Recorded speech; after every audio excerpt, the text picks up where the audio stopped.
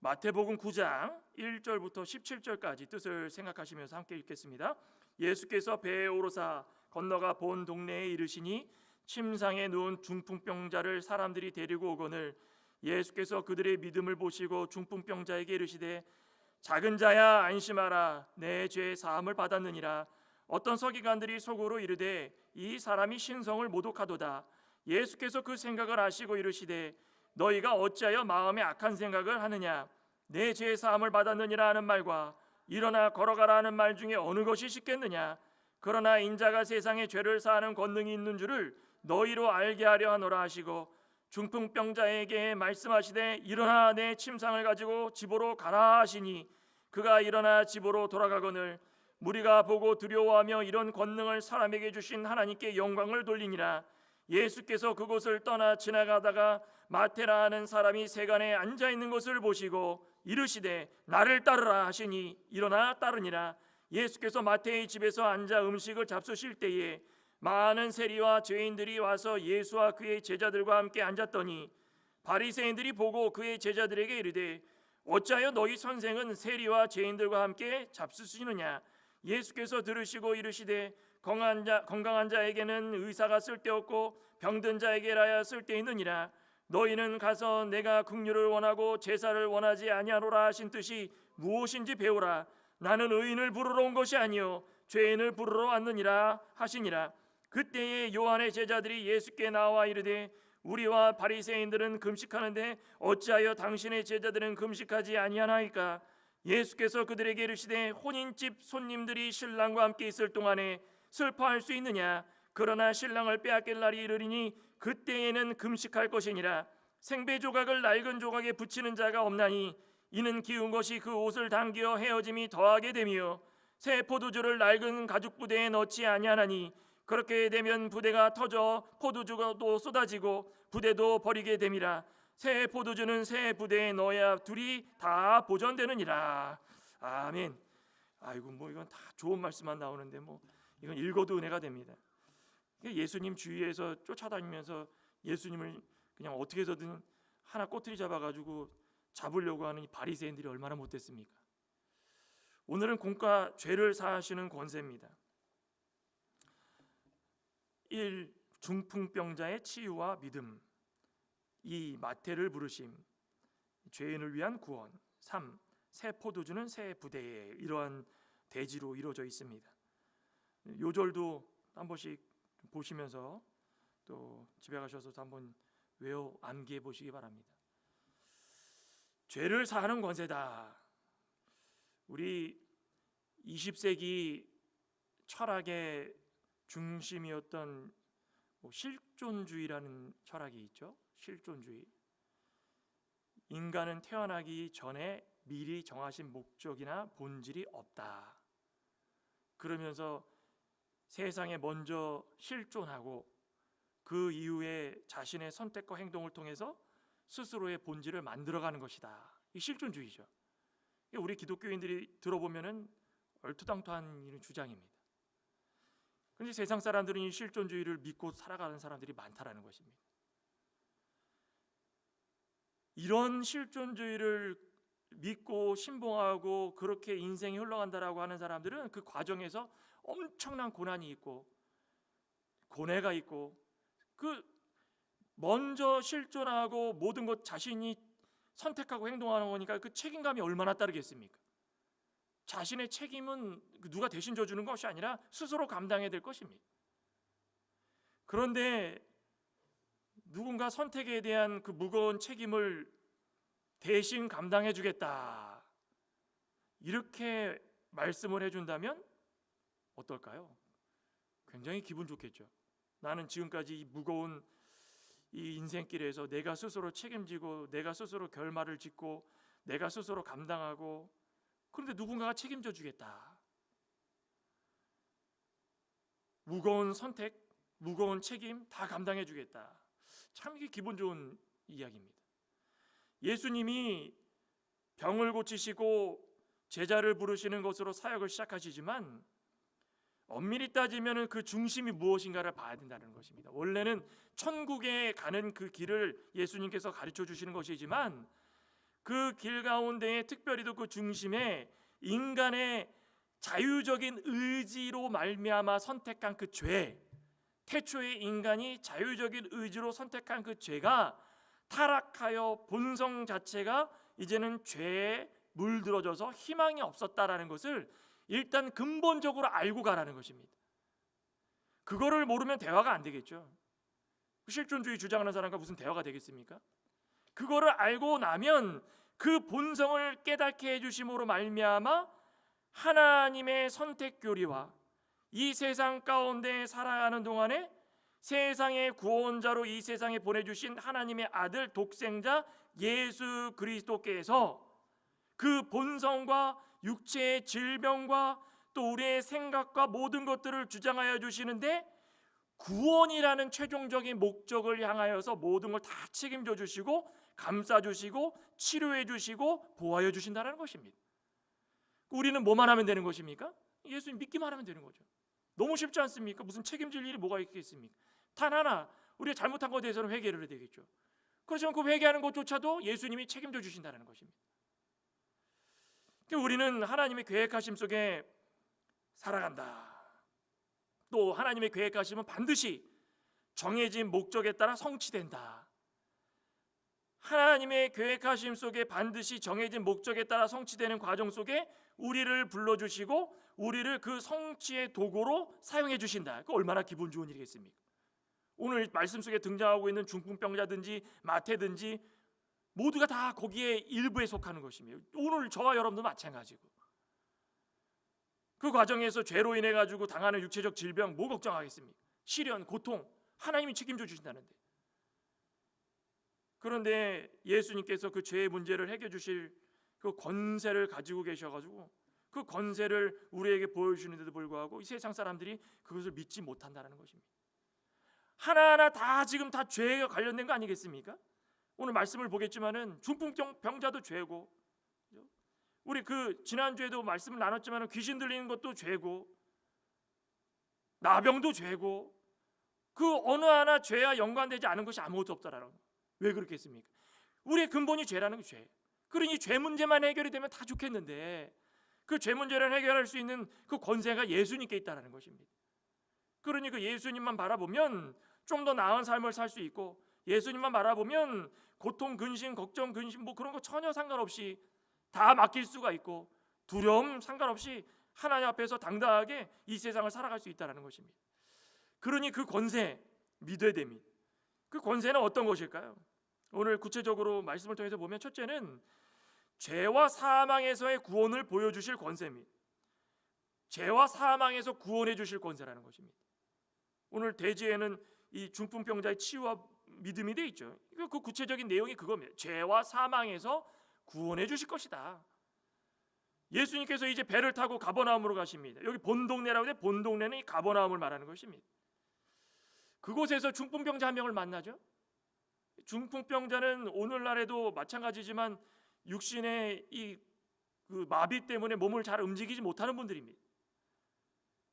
오늘 1절 2절 한번 볼까요? 예수께서 배에 오르사 건너가 본 동네에 이르시니 침상에 누운 중풍병자를 사람들이 데리고 오거늘 예수께서 그들의 믿음을 보시고 중풍병자에게 이르시되 작은 자야 안심하라 내 죄의 사함을 받았느니라.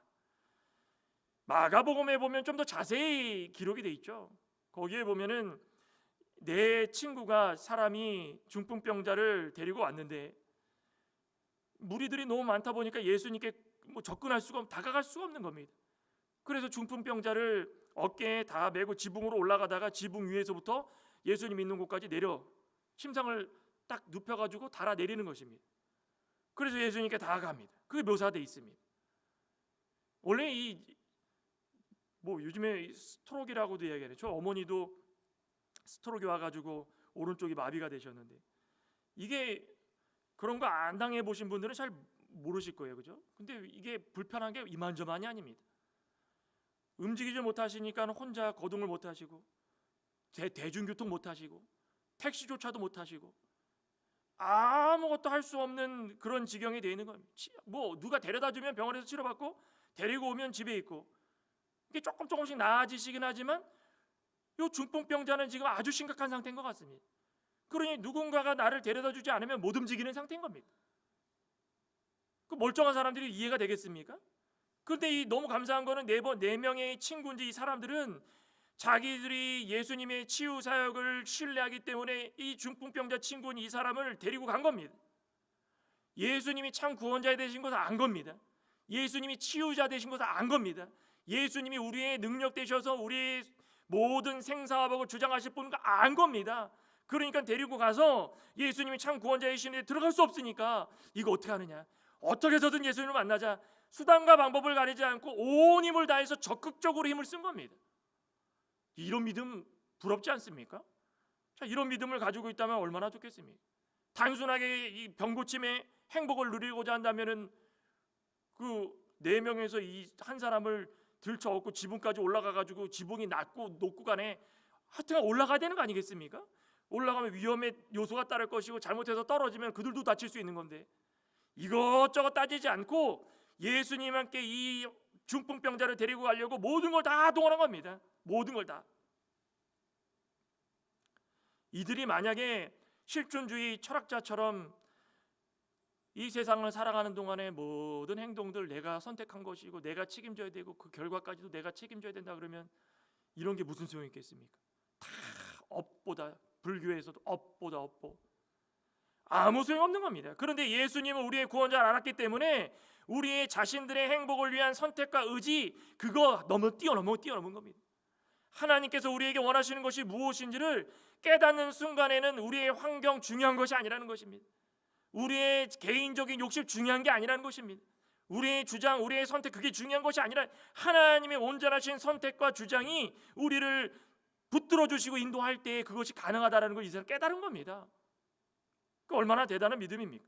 그러니 포기하지 않았다는 겁니다. 만약에라도 이거 믿지 않았으면 거기까지 올라가가지고 내려놨겠습니까? 다 포기했지.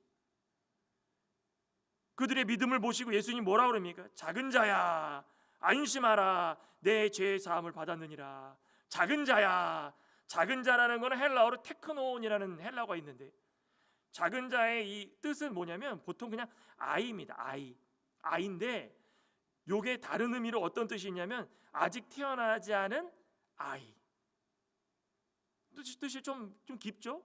그래서 이걸 영적으로 어떤 뜻이냐면 아직 영중생함을 얻지 않은 자, 아직 예수를 발견하지 않은 자, 아직 죄사함을 받지 않은 자. 여기 죄사함을 받았느니라 예수님께 선포하지 않습니까?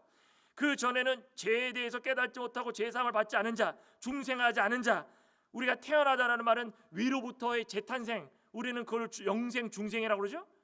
regeneration 또는 from above 그럽니다. 위로부터 다시 왔다, 하나님께서부터 우리에게 주셨다, 그 영생.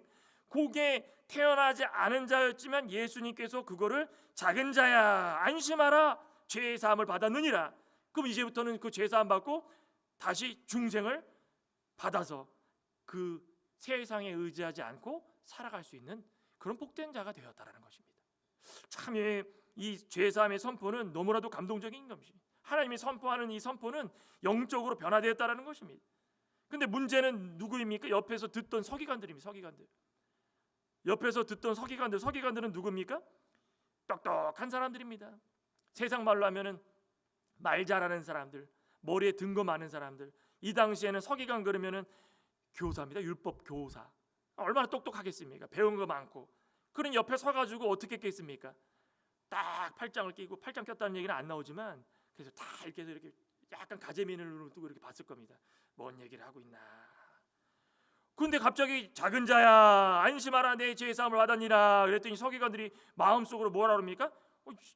이 사람이 뭐 신성을 모독하네? 이게 무슨 일이냐? 그 서기관들은 자기의 의로 가득 차 있던 사람들입니다. 자기의 능력이 많고 배운 게 많다 보니까 자기의 의가 가득 차 있던 사람이기 때문에 예수님이 별 볼 일 없는 사람이고 목수의 아들이고 나사렛에서 무슨 뭐 누가 나오겠느냐 이렇게 이야기하는데, 예수라는 사람이 와가지고 느닷없이 내 죄 사함을 받았느니라 그 죄 사함을 선포하니 이건 신성 모독이 아니고 뭐겠는가? 속으로 그렇게 생각한 겁니다. 그랬더니 예수님 뭐라 그러십니까? 예수님이 다 듣고 계신 것이, 다 듣고 계신 것입니다. 속마음 다 알고 계신 것입니다. 3절에 어떤 서기관들이 속으로 이르되 이 사람이 신성을 모독하도다. 예수께서 그 생각을 아시고 이르시되 너희가 어찌하여 마음에 악한 생각을 하느냐? 내 죄 사함을 받았느니라는 말과 일어나 걸어가라는 말이 어느 것이 쉽겠느냐? 내 마음 다 안다라는 것입니다. 무서운 이야기죠. 속으로 다 이야기했는데 예수님이 다 듣고 계신 것입니다. 마음에 악한 거 품고 악한 생각하고 남을 미워하고 시기하고 질투하고 예수님 모르시는 거 다 알고 계십니다. 우리를 창조하신 분이신데 우리를 모르겠습니까? 머리부터 발끝까지 하나하나 다 세포 하나하나까지 다 우리를 만드신 분이신데 우리의 속마음 모르시겠습니까? 그러니 믿음 지키다가 간혹 가다가 예수님을 부인하거나 은혜 못 받고 믿음 생활 잘 못하고 말씀과 멀어지고 기도 생활 잘 못하고 아이고 기도는 해봤자 뭐합니까? 시간 낭비지. 내가 살아가는 동안에 아무 소용없더라 라고 하면 예수님 다 듣고 계십니다. 야, 이 작은 자들아, 아이고 이렇게 믿음이 작은 자들아, 얼마나 마음 아픈 일이겠습니까? 혹여나 저와 여러분들은 마음속에 예수님을 부인하는 그런 헛된 생각 다 버리시기를 소망합니다. 악한 생각 다 버리시기를 소망합니다. 예수님은 하나하나 다 보고 계신 것입니다. 죄 사함을 받았느니라 하는 말과 일어나 걸어라 말 중에 어느 게 더 쉽겠습니까? 세상 사람들이 볼 때는 그 둘 다 어려운 겁니다. 뭐가 쉽습니까? 죄 사함 받았다라는 것도 불가능한 것이고 중풍병자가 스스로 거동도 못하는데 갑자기 일어나라 말만 했더니 일어나는 것, 두 개 중에 뭐가 쉽겠습니까? 둘 다 어려운 것입니다. 그런데 예수님께서 이렇게 물어보시는 이유가 있습니다. 예수님께서 먼저 작은 자의 안심하라 내 죄사함을 받았느니라 죄사함을 선언하셨죠? 그 당시에는 거짓 선지자들이 많았습니다. 거짓 선지자들이 하는 일이 무엇일까요? 돈 버는 거. 요즘도 이단이나 사이비 종파들은 다 목적이 뭡니까? 다 돈이죠. 그죠? 성적인 것과 이 만몬, 이 돈, 이거 노예가 돼가지고 다 한몫 챙기고 나면은 도망가고, 그죠? 이만희도 요번에 무슨 특집 구로인가요? 그 평강제일교회 박 목사님 그 사건 혹시 특집으로 나오는 거 보셨습니까? 그 보니까는 그 박 목사님도 안 죽는다고 그랬더라고. 보니까 저는 몰랐는데 영생한다고 본인은 그래가지고 많이 따랐답니다. 그때 당시가 1900년 되니까 엄청 따르고 막 재산을 갖다가 바치고 안 죽는다고 그러니까는 이게 얼마나 대단한 일입니까? 그러니까는 신이다 생각해가지고 성도님들이 몰려와가지고 구름대처럼 몰려와서 집 팔고 논 팔고 지방에서부터 와가지고 다 팔고 다 줬답니다. 박윤식 목사님 죽었습니까? 안 죽었습니까? 죽었죠. 왜 안 죽어요? 다 죽죠. 우리 육신을 가지고 있는 사람들은 하나님께서 한번 태어났다가 죽는 것은 하나님의 뜻이라고 그랬는데 왜 안 죽습니까? 죽었어요. 그랬더니 사람들이 우리 안 죽을 수밖에 없는 우리 신이었는데 왜 죽었냐? 서로 이상하다. 왜 죽었냐? 그러더니 다 떠나간 겁니다.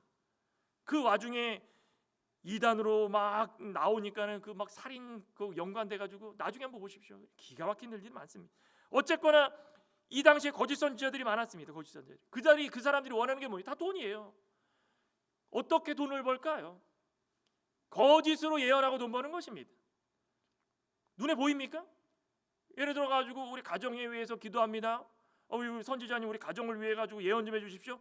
자, 이제는 가정에 너희들이 모든 일들이 다 될 것이다. 누가 합니까? 누가 증명합니까? 자기가 이야기하면 다 그게 끝이지. 그러니 거짓 선지자들이 많다 보니까 눈에 보여지는 게 없으니 자기네들 마음대로 얘기해. 마음대로. 그러니 이 사람들이 예수님도 똑같이 판단하는 것입니다. 서기관들이 볼 때는 거짓 선지자처럼 이게 신성 모독에 그치는 것입니다. 너가 뭐라고 죄사함 받았다고 그러느냐? 근데 예수님이 거기서 끝났습니까? 야, 이 불쌍한 것들아, 자 봐라, 내 죄사함을 받았느니라는 말과 일어나 걸어가는 말 중에 어느 것이 쉽겠느냐? 그러면서 하시는 게 무엇입니까? 중풍병자에게 일어나 내 침상을 가지고 집으로 가라. 그랬더니 어떻게 됩니까?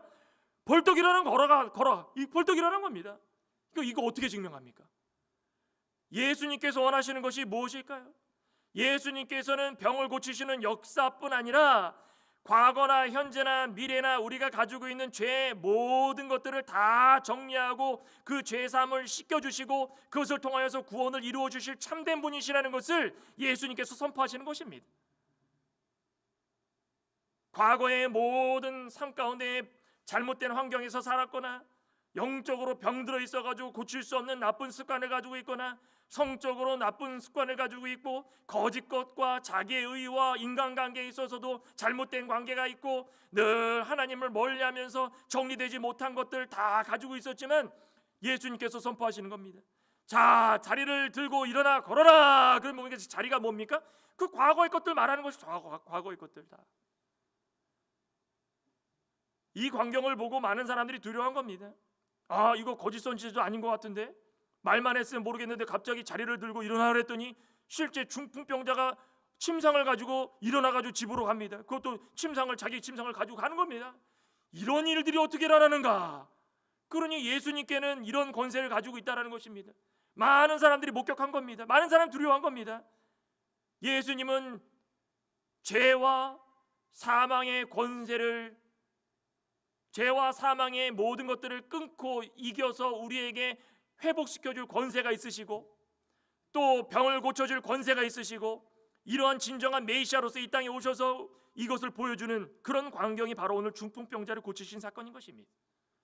얼마나 대단한 사건입니까? 뭐 아무나 다 일어나 걸어라 그러면 걸었습니까? 제가 지난번에도 말씀드렸듯이 김기동 같은 사람들 허리 귀신 들렸다, 머리 귀신 들렸다, 팔목 귀신 들렸다, 내가 만지면 다. 지난번에 말씀드렸죠. 어디입니까? 경기도 포천 그 사람 이름이 뭐였죠? 이제 오래돼서 자꾸 까먹었네요. 포천에 가면은 김계화. 가면은 회당 같이 이렇게 만들어 놓고 집회를 많이 합니다. 근데 그 앞에 수영장이 있더라고요. 그 수영장이 그냥 수영장인데 이 수영장이 성스러운 곳이다 그래가지고 피부병 있는 사람들 또 속에 병 있는 사람들 그 수영장만 들어갔다 나오면 깨끗하게 낫는다고 전국 각지에서 다 몰려왔었어요. 제가 그때도 얘기했죠. 저희 외할머니가 그 옆에 사셔가지고 수영장 갈 데 없어서 거기 가가지고 조도 한번 담갔는데 깨끗해지는 거 없습니다. 다 똑같아요. 사람이 너무 많아가지고 지저분하지. 근데 그렇게 물밀듯 밀려와도 나중에 알고 봤더니 다 사기로 판명이 된 겁니다. 암이 걸렸는데 어떤 분이 와가지고 암 좀 치료해달라고, 봐라 내가 암을 치료할 수 있다. 그래가지고 그 환자를 이미 샘플로 어떤 사람을 휠체어 타고 왔다가 벌떡 일어나는 걸 샘플로 몇 번을 보여줍니다. 그러면 이제 눈이 돌아가는 거죠. 그러면 친인척을 다 데리고 와가지고 봐라 이거 다 고칠 수 있다. 그래서 위암 걸린 사람들은 봐라 위가 여기인데 위를 내가 만져볼 테니 자 기도하자 그러면서 막 기도를 합니다. 그럼 몇 번을 한 번 가지고 안 돼요. 다음에 또 와라 또 가고 다음에 또 와라 또 갑니다. 그럼 어떻게 하는지 제가 그때 말씀드렸죠. 손톱이 이렇게 해가지고 긁어내는 겁니다. 이 위 부위를 아프다고 하는 부위를 긁어내. 또 긁으면 여기 딱지가 지고 딱지가 터지면서 피가 나오고 또 딱지가 지고 딱지가 터지면서 피가 나오고 그러면 그 피덩이가 뚝뚝 떨어지는 피덩이가 그러면서 봐라 이거 암덩이다. 근데 그게 어떻게 발각이 됐냐면 그 사람이 죽었어요. 얼마나 헛된 짓입니까? 그럼 나중에 그것이 다 거짓으로 팔명 나가지고 다 법의 심판을 받고. 그런데 요즘 21세기에도 그런 사람들이 너무 많더라. 21세기에도 내가 신이다 그러면 믿습니다. 서울대 나온 사람도 믿고 하버드 나온 사람도 믿고 삼성의 임원이라고 하는 사람도 믿고 최고의 직장을 가지고 있는 사람도 믿고 이 사람 믿고 저 사람 믿고 그게 어떻게 그렇게 믿어지는지 저는 이해할 수 없지만 그렇게 사람들을 쫓아가는 그런 어리석은 자들이 많다는 것입니다. 다시 한번 말씀드리지만 죄와 사망의 모든 것을 끊을 수 있는 권세는 예수님밖에 없다는 것입니다. 모든 질병을 다스려 주시고 깨끗하게 씻겨 주시고 용서해 주실 분은 예수님밖에 없다는 것입니다. 그겁니다. 또 한 가지는 무엇입니까? 예수님은 죄인임을 인정하고 회개하는 자를 부르실 권세가 있다는 부르심입니다. 부르심. 이제는 씻겨 주셨으니까 예수님께서 불러주실 때에 우리가 그것에 대해서 응답을 해야 되지 않겠습니까? 중풍병자 고쳐주신 다음에 예수님께서 세관에 가셨습니다. 갔더니 세관에 앉아있던 그 세리 마태를 보게 된 겁니다. 그 마태한테 뭐라 그럽니까? 나를 따르라 9절에 그죠? 예수께서 그곳을 떠나 지나가시다가 마태라는 사람이 세간에 앉아 있는 것을 보시고 이르시되 나를 따르라 하시니 일어나 따르니라. 세리라는 직업은 세금 징수하는 자들입니다. 그 당시에는 이 직업이 오늘날로 이야기하면 공무원쯤 되겠지만 당시에 로마 제국의 이 지도를 받고 있었던 치하에 있었기 때문에 로마 제국에 정해진 세금 외에 이 세리라는 사람들이 뒷돈을 챙기기 위해 가지고 초과징수를 받는 초과징수.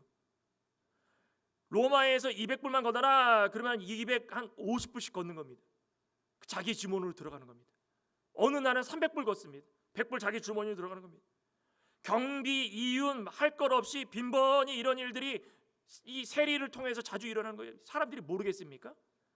그러니 사람들이 뭐라 그럽니까? 야, 이거 로마의 하수인이구나. 자, 이거 매국노들이구나. 자, 이거 로마랑 똑같은 이런 사람들이구나. 동족을 억압하고 이익을 떼어먹고 우리의 벼룩의 간을 빼먹으라고 이런 거 다 뺏어가니 이거 나쁜 사람들이구나. 이런 세리의 직업을 사람들이 좋아하겠습니까? 근데 마태가 세리였습니다. 예수님께서 오셔가지고 마태야 나를 따르라 그랬더니 벌떡 일어나고 따른 겁니다. 나를 따르라 그러면은 그냥 따르겠습니까? 가지고 있는 거 다 내려놓고 따르는 것입니다. 어떤 마태가 핑계 댔습니까? 예수님이 누구신데 저를 따르러 갑니까? 제가 할 일이 많은데 지금 바쁩니다. 그런 핑계 댔습니까? 예수님께서 오라 그러면 모든 거 다 내려놓고 따르는 것이 그것이 예수님께서 원하시는 말하는 것입니다. 오라 어떤 핑계도 되지 않는 것입니다. 마가복음에 보시면 이 마태의 또 다른 이름이 레위라고 되어 있어요. 레위. 아마 레위가 본명이고 마태가 이 다른 이름인 것 같은데요. 굳이 마태복음에서는 자신을 마태라고 한 이유가 있습니다. 마태라는 뜻이 하나님의 선물입니다. 좋죠? 뜻이 참 좋지 않습니까? 그러니 마태가 이 순간을 통해서 깨우친 것이 이것입니다. 예수님께서 내가 무엇인데 나를 찾아와 주시고 나를 불러주시고 나를 초대해 주시고 그 기쁜 마음에 벌떡 일어나 따른 것입니다. 그 10절에 보면 예수께서 마태의 집에서 앉아 음식을 잡수실 때에 많은 세리와 죄인들이 와서 예수와 그의 제자들과 함께 앉았더니 얼마나 기뻤으면 마태가 집에 예수님을 초대한 겁니다. 와서 음식을 좀 드십시오. 자, 음식을 드시면서 편히 쉬십시오. 그런데 바리새인들이 보고 그의 제자들에게 이르되 어찌하여 너희 선생은 세리와 죄인들과 함께 잡수느냐. 기쁨에 가득 찬 마태는 지금 눈에 보이는 게 없습니다. 예수님밖에 없는 겁니다. 초대해가지고 잔치를 열어가지고 세리 친구들 다 불러 모은 겁니다. 그런데 바리새인들이 보기에는 세리와 죄인은 다 똑같은 자들입니다. 세리와 죄인은 다 똑같은 자들입니다. 다 비난받아야 마땅할 자들이라는 것입니다. 죄라는 게 무엇입니까? 어둡게 만드는 거, 어둡게 만드는 거. 예수님을 바라보지 못하게 만드는 것입니다. 죄라는 것은 예수님과 멀어지게 만드는 것이고, 죄가 어느 정도의 차이가 있어가지고 누가 더 낫고 이 사람이 더 좋고 이 사람은 괜찮고 그렇습니까? 죄가 정도의 차이가 있습니까? 아닙니다. 죄라는 것은 큰 죄가 있고 적은 죄가 있는 게 아니라는 것입니다. 다 똑같은 죄입니다. 지금 바리새인들 자신의 모습을 돌이켜보면 바리새인들은 죄가 없습니까? 의를 내세워가지고 일반 백성들 비판하고 정죄하고 자신들은 형식적으로 율법을 지키면서 다 지킨다고 상대방을 손가락질하는 정죄하는 이런 모습을 가지고 있지 않았습니까?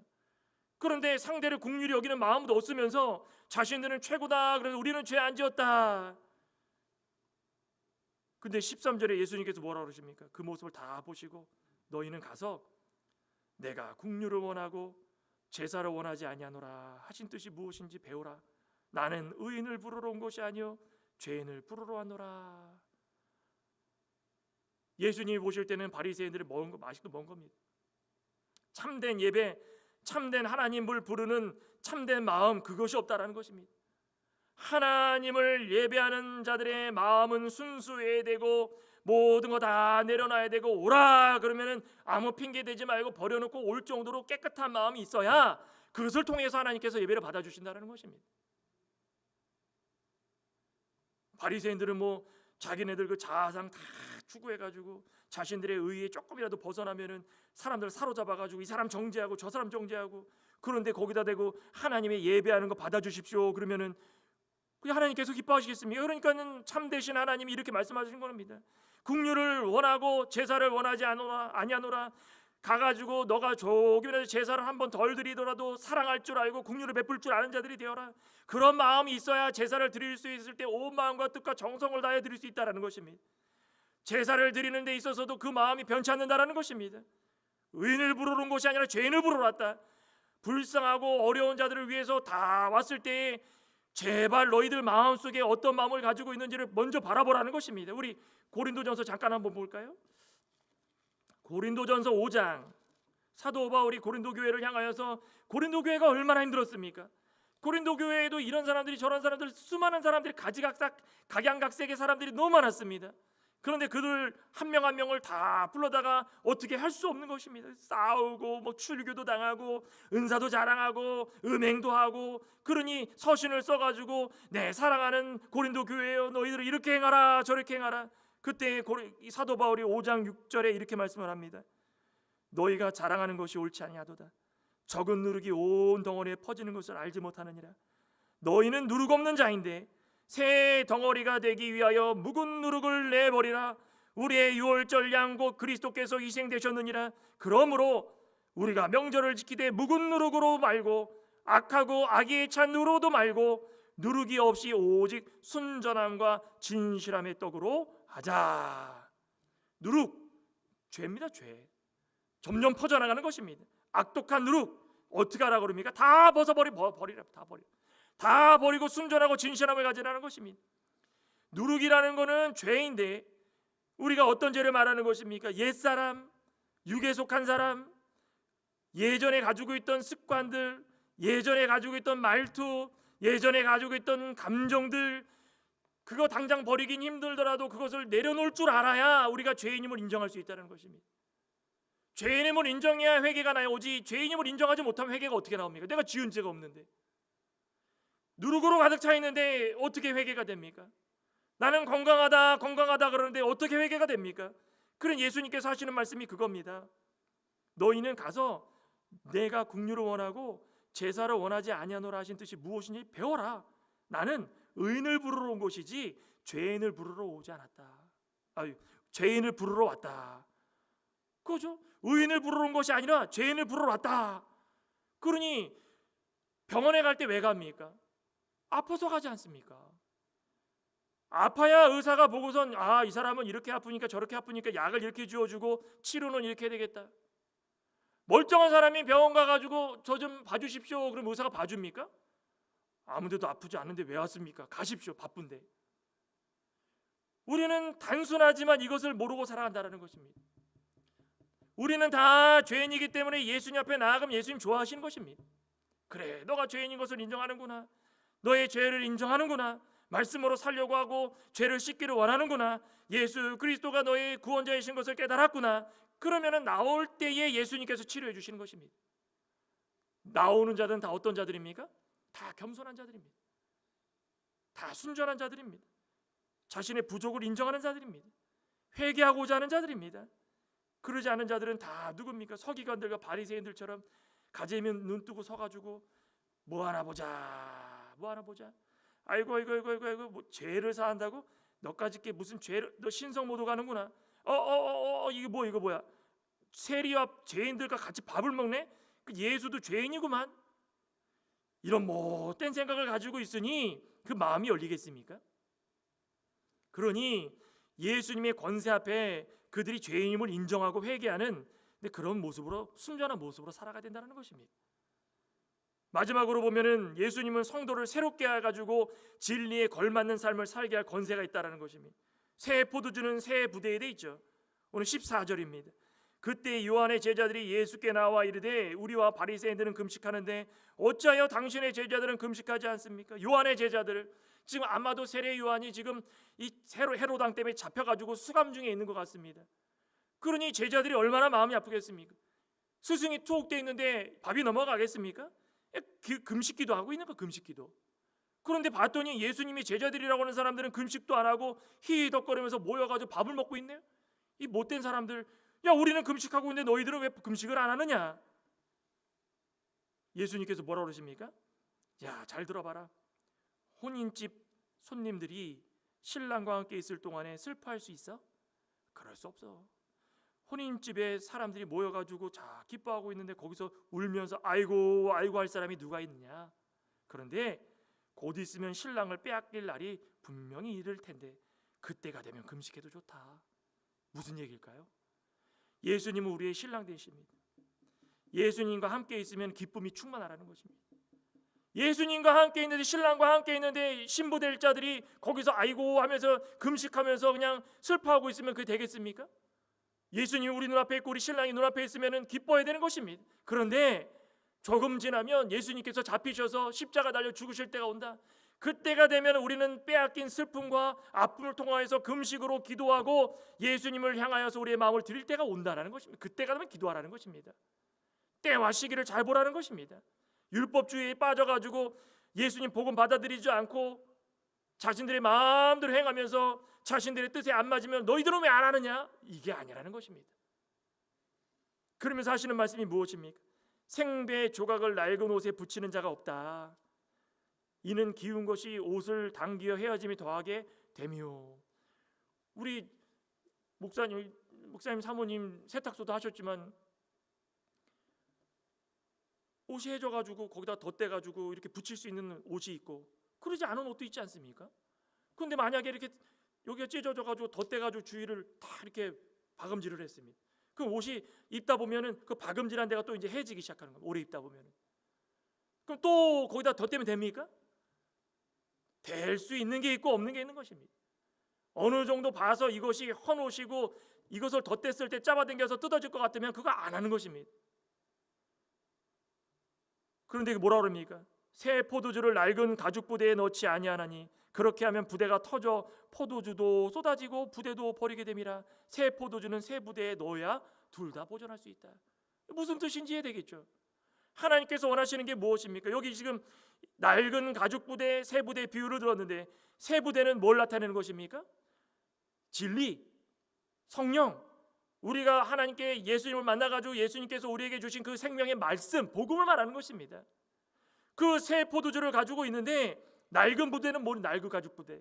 아까도 옛 구습, 옛사람 우리 모든 거 가지고 있는 습관이나 감정이나 우리가 생각하고 있는 것들, 또 바리새인들이 가지고 있는 의식주의, 율법주의, 하나님을 떠나가지고 자신들의 뜻대로 의를 주장하는 것들, 그거 낡은 가죽 부대입니다. 새 가죽 부대는 무엇입니까? 내 죄를 사함받았다. 중생한 것만 중생한 거. 아니 그런데 예수님께 생명의 말씀을 받아다가 버리지 못한 옛사람을 가지고 있으면서 거기다가 들다 냅다 부으면 어떻게 됩니까? 처음엔 들어가겠죠. 조금씩 새 나가는 것입니다.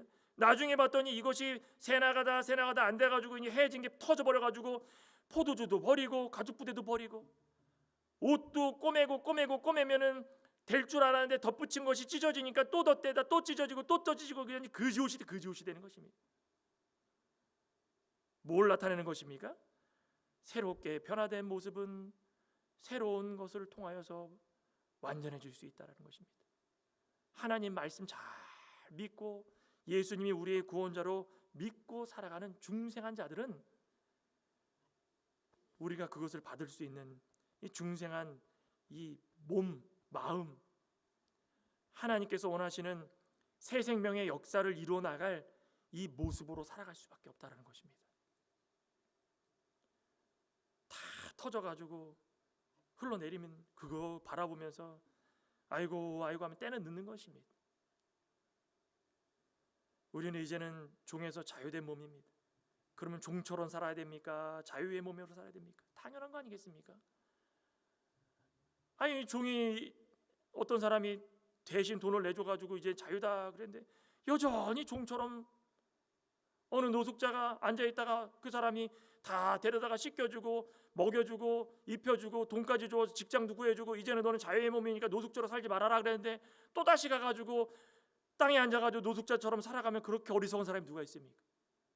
저와 여러분들은 새 포도주, 새 가죽 부대에 다 넣은 줄 믿습니다. 그거 새지 않도록 그거 참 간직하고 소망 품고 살아갈 때마다 옛사람 다 버려버리고 의식주의 버려버리고 말과 행동 변화된 모습으로 주위의 모든 사람까지도 변화시킬 수 있는 그런 모습으로 살아가야 된다는 것입니다. 그러니 예수님은 성도들을 새롭게 하여 진리에 걸맞는 삶을 살 수 있는 권세도 있으시다는 것입니다. 다시 한번 오늘 말씀을 기억하시기 바랍니다. 중풍병자 마태를 부르시고 새 포도주는 새 부대에 넣으라는 그 예수님 말씀처럼 우리도 새 생명 운동에 동참할 수 있는 귀하고 복된 성도 되시기를 간절히 소망합니다. 기도하겠습니다. 하나님 감사합니다. 중풍병자를 데리고 왔던 그 친구들과 또 중풍병자의 모습도 참 우리의 모습이 아니겠습니까? 환경, 시간, 물질 그거 다 중요한 것이 아니라 예수님 만나려면 다 벗어버리고 버려버리고 오직 환경 그거 따지지 말고 무조건적으로 하나님 예수님을 만날 수 있는 그 길이 열렸다면 가서 예수님을 만나고 내 죄의 사함을 받았느니라 일어나 자리를 들고 걸어 일어나라 가라. 자기의 옛 습관 그거 붙들고선 놓지 못하는 것이 아니라 옛사람 옛 습관 옛 감정 우리의 옛 의식주의 다 벗어버리고 내려놓고 다 예수님을 향하여서 걸어갈 수 있는 우리의 모습이 되게 해주시옵소서. 부르실 때에 이 핑계 저 핑계 되는 것이 아니라 예수님을 향하여서 기쁜 마음으로 그 부르심에 응답할 수 있는 우리가 될 수 있게 해주시고 새 포도주는 새 가죽 부대에 담으라고 말씀하신 것처럼 이제는 그 진리 하나님께서 우리에게 주신 새 생명의 역사를 행할 때에 중생한 몸에 다 담아서 하나님을 기쁘시게 드리고 영광 드릴 수 있는 그리하여서 우리의 삶이 복된 삶으로 변화될 수 있는 그 역사가 우리 가운데도 일어나게 도와주시옵소서. 예수님의 이름으로 감사하며 기도드리옵나이다. 아멘.